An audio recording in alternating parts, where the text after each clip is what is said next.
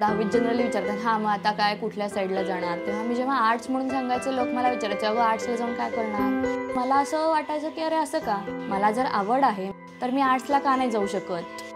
तर मला असं वाटायचं की आपण पण असं काहीतरी अचीव करावं की लोकांना वाटलं पाहिजे अरे नाही इंजिनिअरिंग, मेडिकल, CA असे टिपिकल फील्ड्सच फक्त नाही आहे, बाकी पण फील्ड्स आहेत जिथं तुम्ही तुमच्या मनाप्रमाणे काम करून काहीतरी छान गोल्स अचीव करू शकता.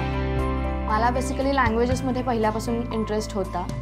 मग बराच सर्वे केला, मग जॅपनीज घ्यायचं ठरवलं. मोकुयोबी म्हणजे गुरुवार. हे ओनियोमी जे आहेत मी ट्रान्सलेशन्स आणि इंटरप्रिटेशन्स बरोबर टीचिंग करायचं ठरवलं आणि मग क्लासेस सुरू केले.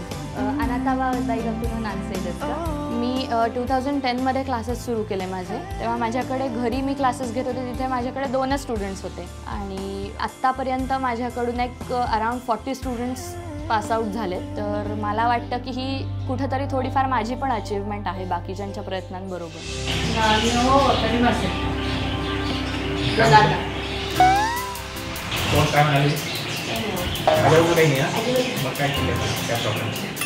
माझ्या आईची पण इच्छा होती शिकायची.